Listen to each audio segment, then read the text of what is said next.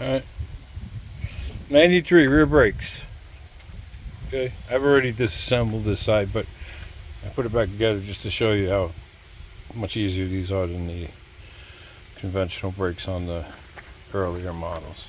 There's a single 13mm bolt here that gets removed.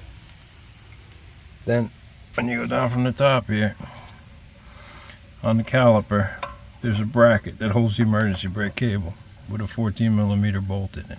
You take that out, then you lift the caliper, lift it this way, and take it off.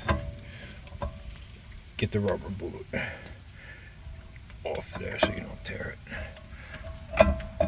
Okay, so now you got the caliper. That has to be turned in order for the new pads to fit on. This is the tool I use. They make different ones, they make better ones. I'm going to open the bleeder valve when I do this because I want to change all the brake fluid in this car anyway.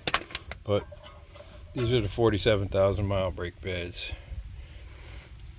They still had some life on them. Back one especially for some reason. But yeah, that's what we got. We got centric metallics, which,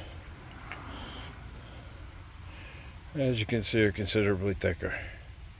So I'm gonna throw these on the rear, and then I'll put a set on the front too, just because I don't feel like I should sell a car that doesn't have brand new brakes on it. All right, have a good day. Don't forget to subscribe. Subscribe.